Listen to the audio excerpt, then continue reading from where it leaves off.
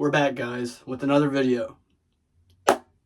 We need to have a serious discussion about one player and one player only. Martin Ødegaard. Arsenal fans, how are we feeling, man? How are we feeling? It's looking like Ødegaard's going to be out till mid-November. All I'm going to say is, how many injuries can this guy pick up, man? How many times is he not going to be available for the important games, man? I understand it's a bit unlucky. You get injured as a player. But I don't know, man. Arsenal, I feel like they could reach a different level if they had another player as their captain or as that 10 for them, possibly. I mean, me, preferably, I would put Eze there. Put Eze there, see how he performs with this next month. And if he keeps performing at the level I believe he'll perform at, and Ødegaard comes back, you have to let Ødegaard try to earn that position back over Eze. But, man, Arsenal, you just can't depend on the guy. You can't have this guy being the leader of men in the locker room, but not being available all the time, man. If it was up to me, either the captains, I believe Gabriel's the second captain.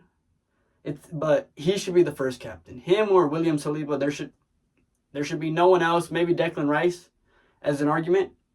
Bukayo Saka. But anybody else, I just don't see them really being the leader of that Arsenal team. And especially not Martin Ødegaard. So please tell me what you guys think in the comments. But in my opinion, I believe Ødegaard is falling off slowly. Ever since that 22-23 season, I believe, where he had around 16 goals, 15 goals in the Premier League, he hasn't been the same player. He hasn't been. He hasn't been as creative. He hasn't really created as many goal-scoring opportunities. But yet, he's still praised and talked about as one of the best attacking mids, best 10s in the league by Arsenal fans. Personally, I just don't buy it. I don't buy into that. I don't buy into the hype. But doesn't mean he's not a decent player. I just don't believe he's one of the best attacking mids in the Premier League. Anyways, let's get to other decent news, I guess, for Arsenal. You got Ngapié, who seems to be coming back finally after a few games. That's a boost to the defense always. I mean, the defense never really was an issue with Arsenal so far. They have a lot of good depth back there, but I mean, Ngapié, who's a great player, doesn't hurt to have back. So that's only going to make Arsenal stronger. As well as, I believe they had somebody else coming back. Oh, no, Madueke is injured as well. That was what I was going to talk about.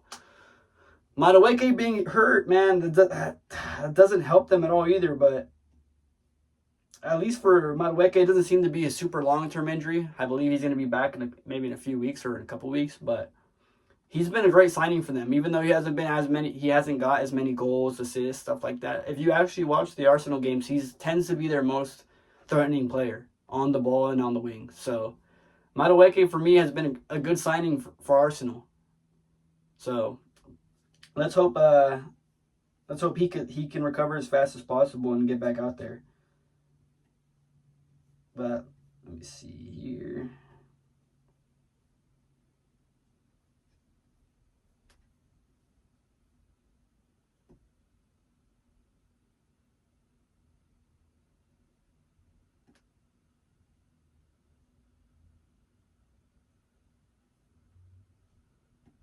All right, so next game coming up is Fulham.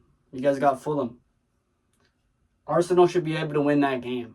They should be able to win it without Martin Ødegaard. They've been able to perform without Martin Ødegaard before, and I have little doubt that they don't get the job done this weekend. Arsenal has more than enough quality, like I believe, to win the whole league, and I believe they will win the league. And until then, I'm going to just keep backing Arsenal. I'm going to keep backing my point and backing my decision to back Arsenal this season in the Premier League. Let's see.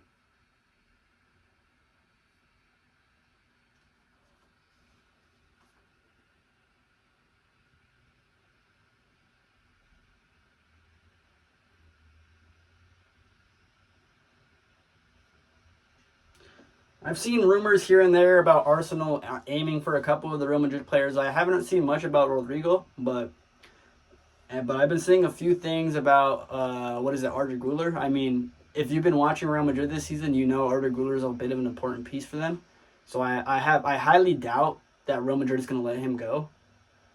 I highly doubt that. So if I was Arsenal, I'd be rooting more for that Rodrigo option. I know you're looking for someone in the midfield that can fill that 10 role, but I believe Eze can get the job done. Put Eze there, sign Rodrigo, put Rodrigo on the left or the right, preferably the left. Have Madueke or not Madueke, excuse me, Saka on the right hand side and have Gyökeres up top, and I believe that completes your squad. Your midfield and your defense is set, your goalkeeper set, and then your attack would be set at that point. But that's basically it for this video. I just wanted to talk about mainly Martin Ødegaard and how, to be honest, I'm just not impressed by him. We'll see how he looks when he comes back from injury, but in all honesty, I don't have very much faith in Martin Ødegaard. Let's hope he can turn it around and get back on to that 22-23 form. But until then, Arsenal fans, I guess you guys just gotta put up with it. See what Arteta creates, see what he puts in that midfield, and hopefully it works out for you guys. So again, Arsenal Fulham this weekend. I believe Arsenal's gonna win. I'm gonna go ahead and predict maybe 2-0. 2-0. I'll go with Martinelli's in form for some reason, so I'm gonna go on Martinelli goal and Declan Rice goal. But that's gonna be it for this video, guys. I really appreciate everyone that watched, and stay tuned for the next one. I'll make a new video here soon, and everyone have a great day. Thank you, guys.